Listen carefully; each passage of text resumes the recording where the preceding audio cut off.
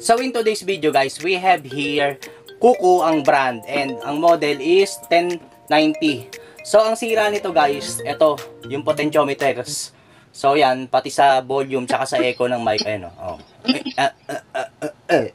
Deads. Ayan. So gagawin natin, papalitan natin siya. Order tayo sa Shopee nito. Buksan na natin. So ayan. So in today's video, medyo mahaba-haba to for sure. Ang mangyayari, kakabit natin to dito. Right after this clip.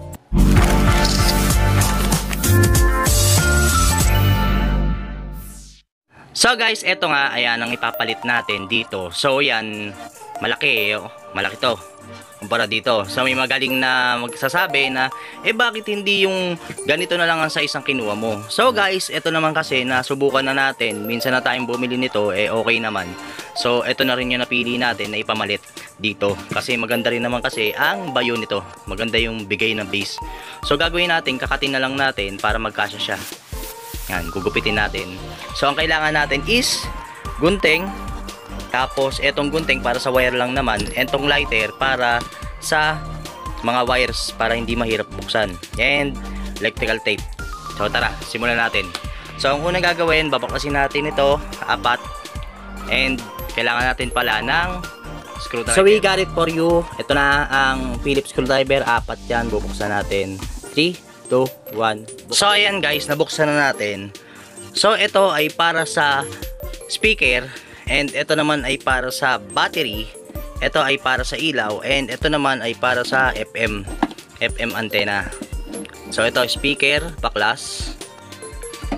Yun ang mahirap pag baklas, speaker. Tapos ito para sa supply ng battery, baklas. Yan, baklas. Tapos para sa ilaw, baklas. Yan. So yun na. Again, para ito sa speaker, sa battery, ilaw. Makikita nyo rin naman yan eh. Nandito sa ilalim guys oh. Ayan oh, speaker. Ayan. Ayan oh, speaker. Tapos ayan ay para sa 3.7 battery. Ayan. Ayan, 3.7 battery. Ayan. Tapos ayan, para sa ilaw. Ito. Yan, ilaw. So ayan na guys, binawasan na natin ng bahagya. And sa likod, nakikita nyo naman, ayan, 3.7 ilaw. Tapos speaker. Yan, speaker 1, speaker 2. Pwede dalawa speaker nyan eh. So ayan, ayan.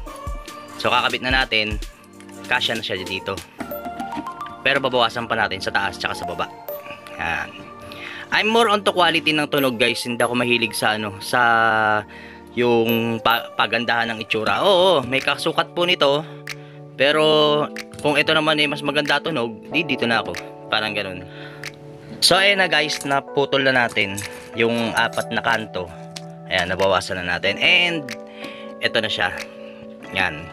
So nakabit na natin. Ayan, yung ilaw. Ayan, nasa gilid na naalala nyo. Yung ilaw. Tapos yung battery, tapos yung speaker. Pwede ka magdagdag ng isa pang speaker, pero sa akin okay na ako dyan.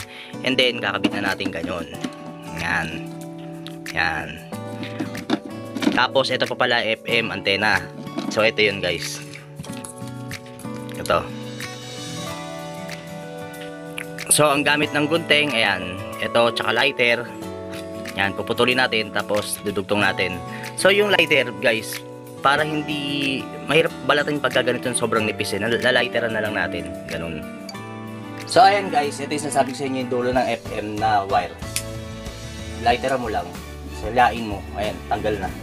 Tapos yung dulo nitong isang FM, ayan o. So gugupitin natin kasi may connection na yan sa loob eh. Lighter, pila, o balat na agad. Tapos pagdudugtongin lang natin, ayan o, dudugtongin. O diba? Tapos electrical tape lang, okay na. So ayan guys, nakabit na natin yung FM, yung speaker, yung battery, yung LED light. So ang mangyayari, ang itsura niyan is ganito. Yan. Tapos the moment of truth, buksan natin. Bluetooth mode. You know, ang lakas. So ayan, gagawin lang natin, lalagyan natin ng tornilyo, ganyan. So ayun na guys, nakabitan na natin ang 4 na tornilyo, ayan, sa mag-4 na kanto, and okay na rin siya. Ito yung luma niya, ayan, napalitan na natin, and testingin natin yung mic. So ito yung mic na gagamitin natin, Mega Pro Plus Pro 100. Maganda rin gamitin tong Mega Pro Plus guys sa mga Bluetooth speaker. So ayan, on natin. Sound check, hey. Sound check. Mataas ang echo. Tapos baba natin konti ang mic. Ayan, kasi dikit na dikit tayo guys Sound check, hey. Ayan. Sound, okay na. Ayan. So may kasama siya guys na ito. Extra. So tabi nyo na lang. Dalawa siya. Minsan isa lang ang binibigay. And so ito naman, turo ko na rin sa inyo yung function. Ayan. Ito yan yung light. Diinan nyo lang. Oh, wala nang ilaw. Parehas lang din ang function. Oh. Tapos dito, yung mode. AUX mode. O, yung AUX mode, ito po yun. Yung auxiliary. Tapos, radio. FM mode. Lipat na agad natin kasi baka maka-copyright naman ako. So, connected na siya dito. Then, try natin patugtugin. Sorry, it's DJ. O, diba? Ganda ng bass.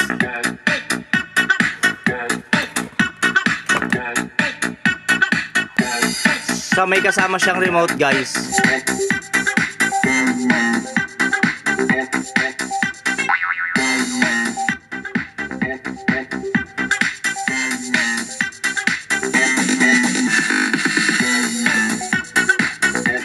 Ay, angat pa yung volume dito niyan, guys. Hindi ko lang tinodo Ayan po. Oh, sagad natin.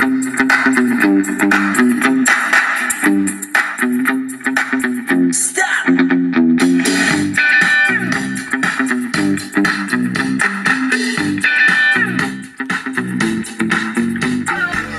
So guys, ayan naman ang itsura niya kapag i-charge nyo siya. Ayan, may pulang tuldok na ilaw, and kapag full charge na siya, nawawala po yung ilaw na yan. So ayan ang niyan, features niyan. So pwede mo rin siya lagyan ng memory card, lagyan mo siya ng flash drive. Ayan, yung next, tapos back. Ayan lang yung So may remote din siyang kasama. Ayan.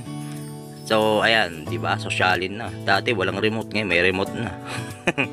So ayun nga guys, nagawa na natin sa ang ating Bluetooth speaker. Napapakinabangan siya ulit ngayon na dating nakatambak. Kitaan nyo naman puro aligabok nung kanina. So ayun, I hope nakakuha kayo ng idea. Kung wala kayong available na makita na amplifier para sa Bluetooth speaker nyo, pwede yon. Ito, diba? So ayan, ingat lang sa gupit ng yero at sa pagbutas para hindi nyo ma-damage yung board. So yun, I hope nakakuha kayo ng idea sa video na ito, nakatulong para ma-repair nyo yung mga Bluetooth speaker nyo. So mura lang siya, lagay natin sa description box yung link kung saan kayo makaka-order nito. Thank you kaya sa seller, napakabait at ang bilis niyang pinadala kasi kailangan ko nga naman kasi. So yun, kung mahilig ka sa how-to, tutorial, unboxing, cellphone application, wifi, videoke, and all about technology, kaibigan, baka naman, dislike, subscribe, and hit the notification bell para updated ka sa mga bagong tech videos na lalabas. So with that, maraming salamat po and peace out.